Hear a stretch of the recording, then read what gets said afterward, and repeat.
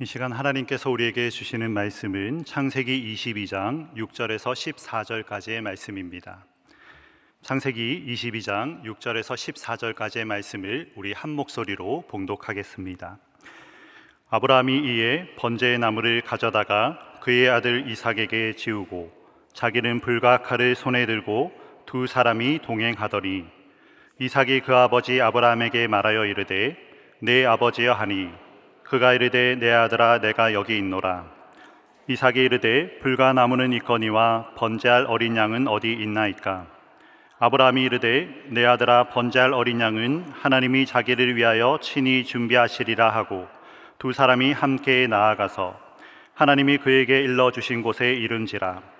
이에 아브라함이 그곳에 제단을 쌓고 나무를 버려놓고 그의 아들 이삭을 결박하여 제단 나무 위에 놓고 손을 내밀어 칼을 잡고 그 아들을 잡으려 하니 여호와의 사자가 하늘에서부터 그를 불러 이르시되 아브라함아 아브라함아 하시는지라. 아브라함이 이르되 내가 여기 있나이다 하매 사자가 이르시되 그 아이에게 내 손을 대지 말라. 그에게 아무 일도 하지 말라.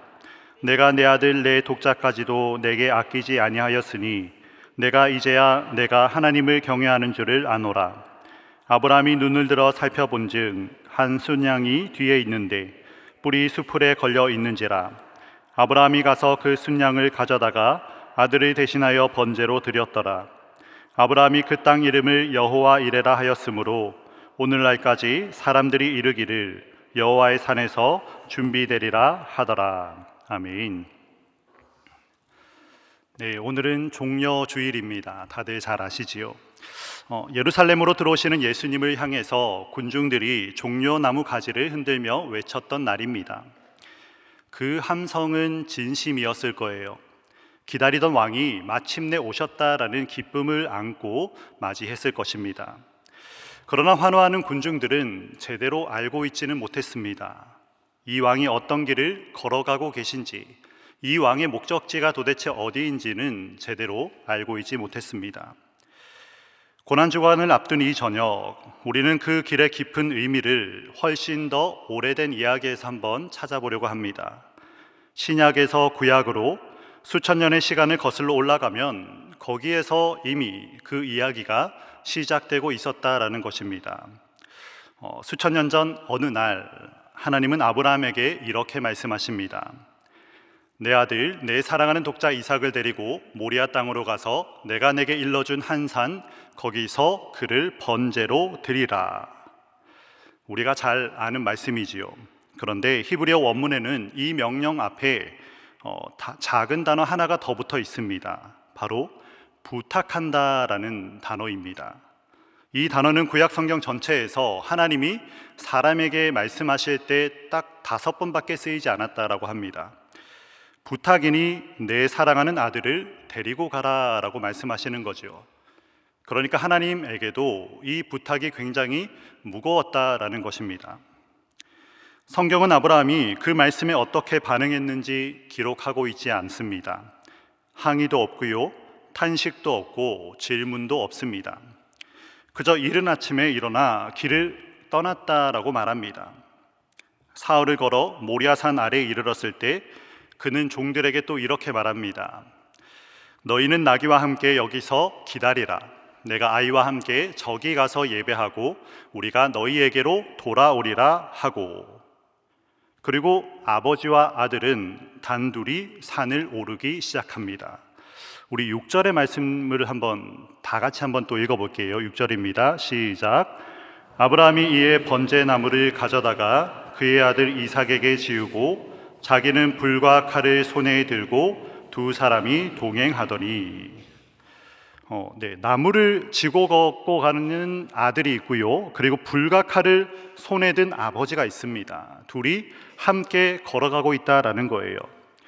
그런데 성경은 브엘세바에서 모리아까지 사흘길 동안 걸었는데 거기서 이 아브라함이 무슨 말을 했다라는 기록은 전혀 하고 있지 않습니다.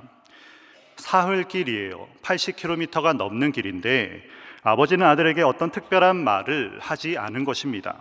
아니, 할 수 없었을 거예요. 어떤 말을 해야 되겠습니까? 무슨 말로 이 침묵을 채울 수 있었을까요? 말을 꺼내는 순간 억눌렀던 감정이 터져 나왔을 것만 같았을 것입니다. 아브라함은 이 사흘 내내 무슨 생각을 했을까요? 이삭이 처음 태어난 날을 생각했을까요? 아니면 100살 노인에게 하나님이 자녀를 주겠다 했던 그 날의 놀라움을 생각했을까요? 이삭이 뛰어놀던 모습, 그리고 이삭이 웃던 모습, 이삭이 아버지를 부를 때마다 그 기뻤던 생각을 떠올리지 않았을까요? 얼마나 많은 말들이 그 목구멍까지 차올랐다가 내려왔을까요? 얼마나 많은 눈물이 밤마다 삼켜졌겠습니까? 그러니 그 침묵은 평온한 침묵이 아니었다라고 할 수 있습니다. 고독과 고뇌가 켜켜이 쌓인 침묵이었지요. 그러나 아브라함은 계속해서 걸어갔습니다. 우리는 이 시험을 너무 쉽게 여기는 경향이 있습니다. 마치 아브라함이 처음부터 흔들리지 않는 강철 같은 믿음으로 이 하나님의 말씀에 순종했다라고 생각합니다. 위대한 믿음의 조상이니까 이 정도쯤은 눈 하나 깜짝하지 않고 해냈을 거라 생각합니다. 그러나 그것은 아브라함을 우리와 너무 동떨어진 사람으로 만드는 것입니다. 오늘 여기서 아브라함의 시험의 본질은요, 인간의 흔들림 안에 있습니다. 시험이란 단지 고생스러운 환경이 아니에요. 도저히 이해할 수 없는 하나님의 요구 앞에서 내 속에 진짜 무엇이 있는지가 드러나는 과정입니다. 겉으로는 경건해 보이지만 속으로는 내 뜻대로 하나님을 이용하고 있는 것은 아닌지, 아니면 이해되지 않아도, 납득되지 않아도 하나님께 온전히 순종하는 것이 진짜 내 모습인지 그대로 드러나는 것이 바로 시험의 자리이다라는 것입니다. 그러니 아브라함의 사흘길 침묵 속에는 단지 체념이나 포기가 아니라 엄청난 내면의 싸움이 있었을 것이다 라는 것을 말씀드리는 것입니다. 그렇다면 아브라함은 이 길을 어떻게 걸어갈 수 있었겠습니까? 맹목적으로 그냥 걸은 것은 아닐 거예요. 그에게는 사흘 내내 놓지 않았던, 놓지 못했던, 그것을 정말 붙잡고 싶었던 말씀 하나가 있었을 것 같습니다. 오래전 하나님이 하셨던 약속입니다. 한번 볼까요? 이삭에게서 나는 자라야 내 씨라 부를 것임이니라. 하나님이 이렇게 약속하셨어요. 이삭에게서 나는 자라야 라고 약속하셨습니다. 이 말씀 하나 붙잡았을 것 같다라는 말입니다. 그러니 하나님이 이삭을 요구하신다면 하나님이 이삭을 반드시 다시 살리실 것이다 라는 것, 하나님이 반드시 살려낼 능력이 있다라는 것, 그것을 붙잡고 걸어갔을 것이다 라는 말이에요. 그것이 아브라함이 사흘길 내내 붙들려 했던 믿음이었다라는 말입니다. 그래서 히브리서 11장에는 아브라함이 하나님이 능히 이삭을 죽은 자 가운데서 다시 살리실 줄로 생각했다라고 기록하고 있습니다.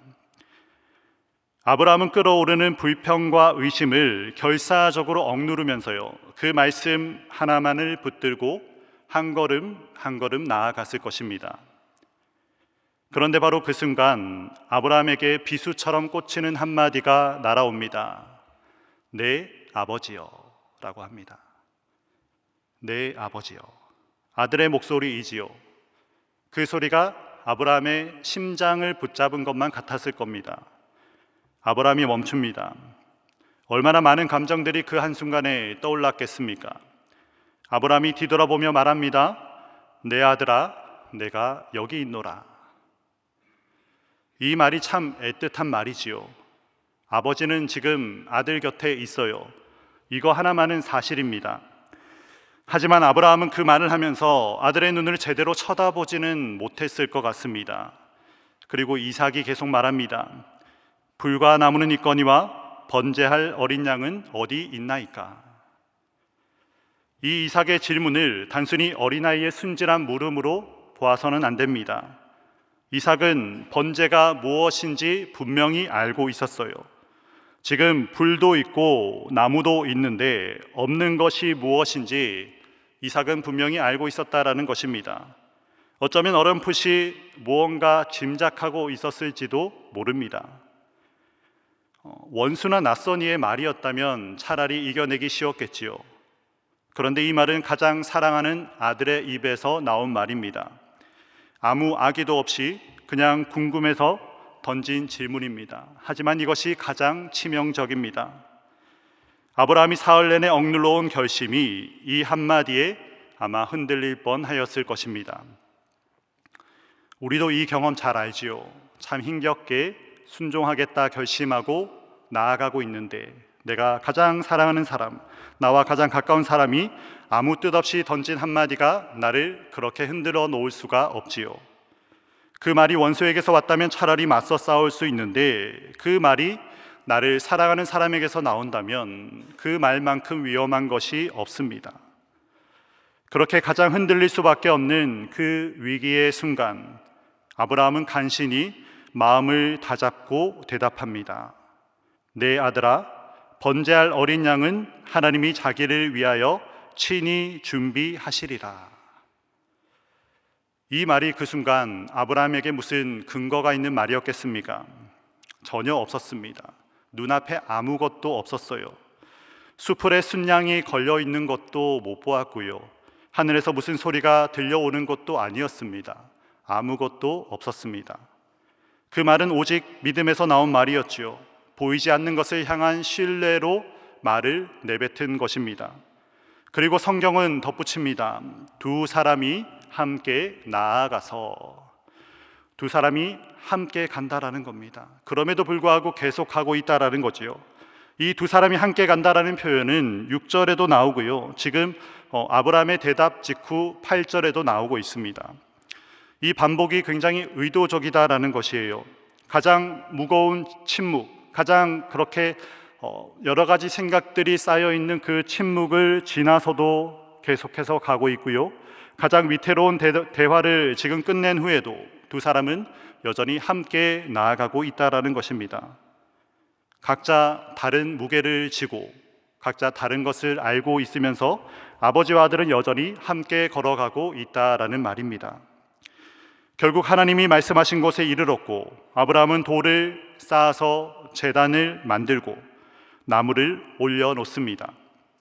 그리고 이삭을 결박하고요, 제단 나무 위에 눕힙니다.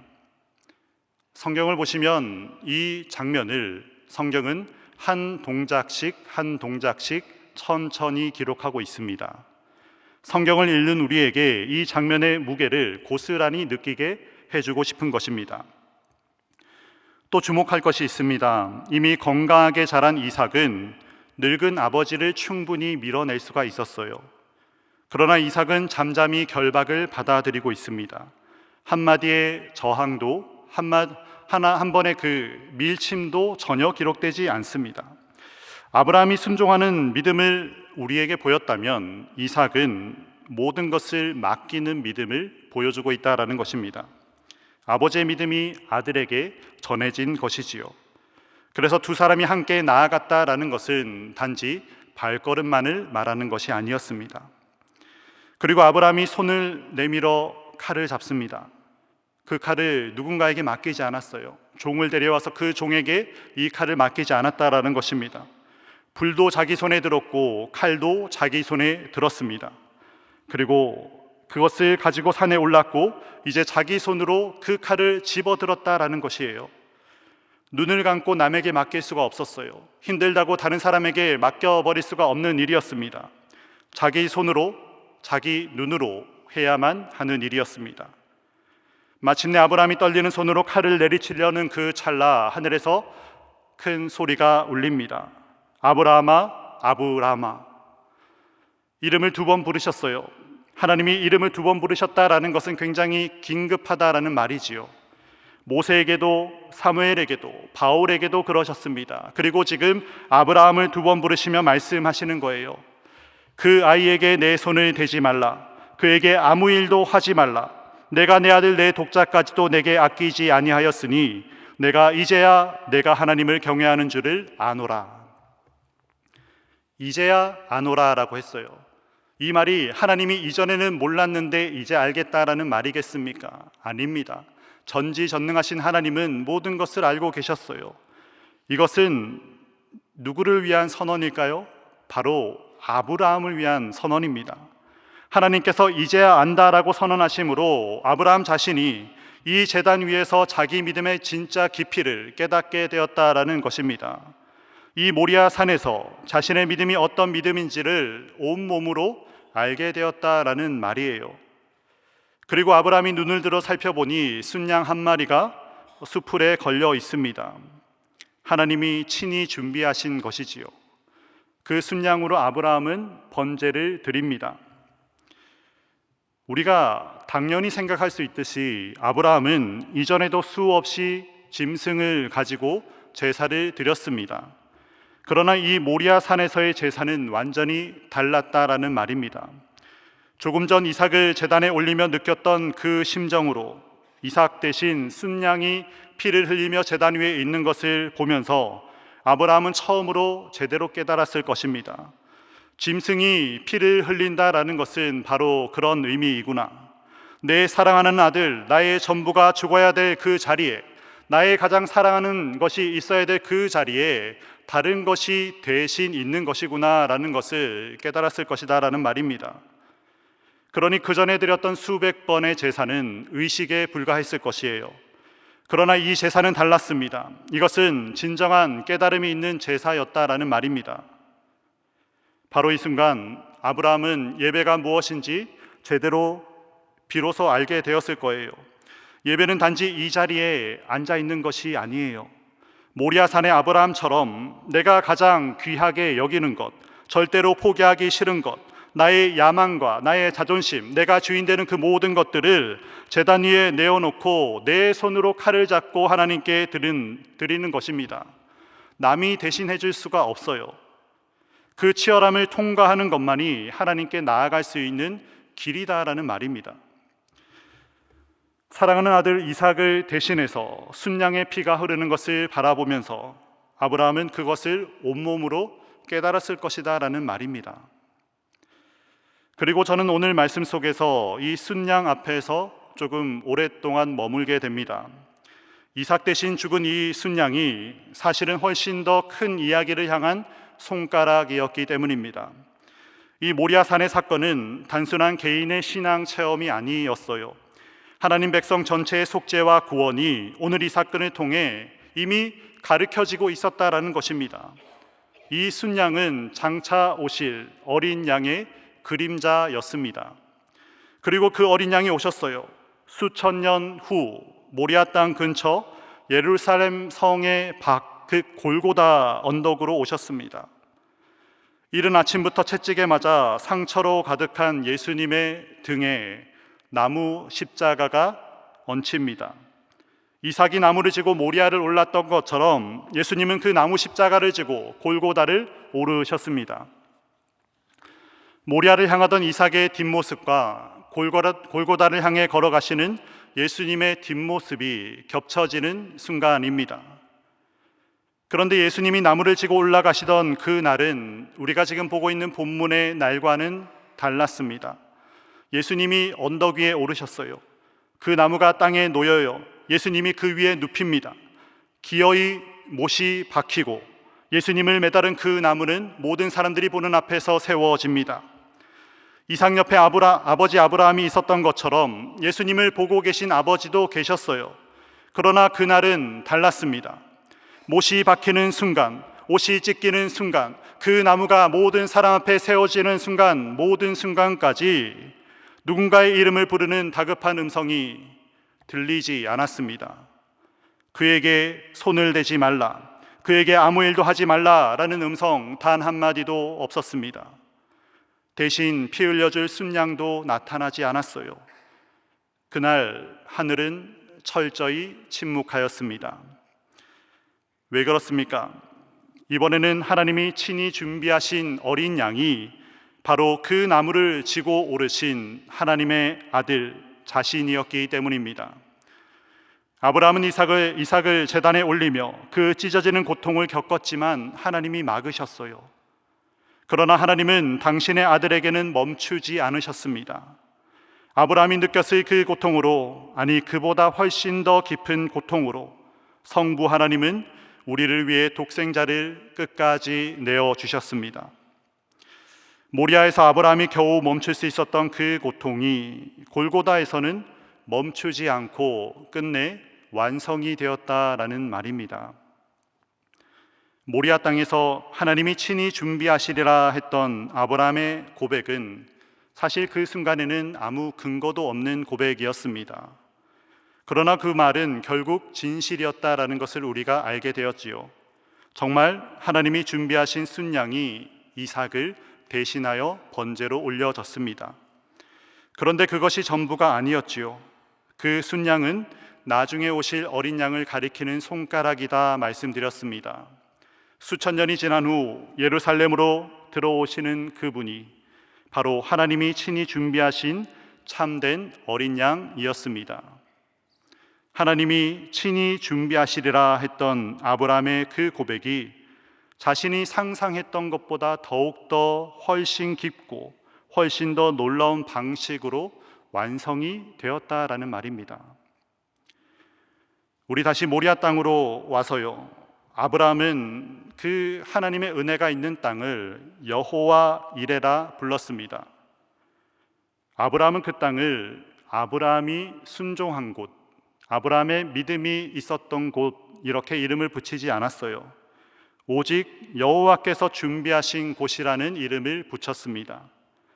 이 모든 일이 끝난 뒤에 그의 기억 속에 남은 것은 자신의 어떤 순종이나 믿음, 자신의 대단함보다 오직 하나님의 신실하심 밖에 없었던 것입니다. 단지 하나님이 어떤 분이신지 그것만이 그의 마음속에 깊이 남아 있었다라는 것이지요. 하나님이 아브라함에게 이삭을 바치라 하신 것은 이삭을 빼앗기 위함이 아니었어요. 이삭을 아브라함의 우상이 아니라 하나님의 소유로 온전히 돌려주기 위함이었습니다. 그래서 제단을 통과하기 전의 이삭과 제단을 통과한 후의 이삭은 완전히 다릅니다. 겉으로는 같아 보일 수 있지요. 하지만 내적으로는 완전히 다릅니다. 제단을 통과한 이삭은 더 이상 아브라함이 붙잡아야 할, 아브라함이 계속해서 바라보고 내 것이라 말할 그 아브라함의 소유물이 아니었어요. 하나님의 손에 맡겨진 온전한 하나님의 아들이 되었다라는 것입니다. 그렇게 되어서 아브라함에게 다시 돌아왔습니다. 사랑하는 여러분, 우리에게도 각자의 이삭이 있습니다. 내가 하나님보다 더 꼭 붙잡고 있는 것, 이것만은 빼앗길 수 없다라고 생각하는 것, 어떤 분에게는 자녀일 수도 있고요, 어떤 분에게는 오랫동안 쌓아온 나의 커리어일 수도 있습니다. 또 어떤 분에게는 사람들에게 인정받고 싶은 그 마음일 수도 있겠지요. 하지만 기억하십시오. 하나님이 여러분에게 그 이삭을 요청하실 때요, 그것은 여러분에게 그것을 빼앗기 위함이 아닙니다. 우상이 아닌 선물로, 나의 집착이 아닌 하나님의 은혜로 돌려받게 하기 위함입니다. 제단을 통과하지 않은 것은 진정으로 우리에게 주신 것이 아니다라는 것입니다. 그래서 우리가 꼭 지려고 하는 것이 하나님께 제단을 통과하여 드려졌는지 제대로 봐야 한다라는 말씀이죠. 그리고 또한 우리는 이 이야기에서 이삭이기도 합니다. 제단 위에 결박되었다가 풀려난 사람들이에요. 내가 스스로 풀려난 것이 아니고요, 내 자리에 다른 분이 놓이셨습니다. 골고다 언덕에서 하나님이 친히 준비하신 어린 양이 나를 대신하여 그 자리에 서셨다라는 말입니다. 이 사실을 알고 이 고난 주간을 걷는 것은 우리가 그것을 모르고 걷는 것과는 완전히 차이가 있습니다. 감사의 깊이가 달라요. 우리가 믿음으로 걸어가는 그 걸음의 무게가 다릅니다. 우리가 믿음으로 고백하며 바라본다 하는 십자가를 바라보는 눈이 달라진다라는 말입니다. 이번 한 주가 고난 주간이에요. 우리가 고난 주간을 지낸다라고 말하면서 여러 가지 믿음의 고백을 합니다. 그런데 고난 주간은 결국 예수님이 걸으신 그 길을 우리가 따라가는 주간이에요. 어쩌면 지금 우리 중에도 사흘길의 침묵, 그런 자리를 걷고 있는 분이 계실 수도 있습니다. 하나님이 침묵하시는 것 같고 어린 양이 어디 있는지 보이지 않고 내 손에는 불과 칼만 들려있는 것만 같은 그런 자리 말입니다. 기도했는데 아무 응답이 없는 것 같고 나는 신앙의 열심을 다했는데 나에게 주어지는 것은 정말 정막밖에 없는 그런 자리가 우리에게 있다라는 것입니다. 그 자리에서 여러분 기억하시길 바랍니다. 하나님은 이미 골고다에서 당신의 신실하심을 완전히 보여주셨습니다. 이거보다 더 보여줄 수 없는 것을 우리에게 보여주셨다라는 것입니다. 가장 사랑하는 아들을 아끼지 않으신 하나님이 지금 내 삶을 위해 인색하게 보실 분이 아니다라는 거예요. 그 준비하심의 절정을 우리는 이미 보았다라는 것입니다. 우리가 어떤 삶을 걸어가든 우리가 어떤 것을 만나든 간에 그 이상의 것을 주님은 보여주셨다라는 것입니다. 그러므로 아직 보이지 않는 것들 앞에서도 아브라함처럼 이 고백을 붙들고 한 줄을 묵묵히 걸어가시는 여러분 되시길 바랍니다. 여호와 이레, 하나님이 친히 준비하시리라. 여호와 이레.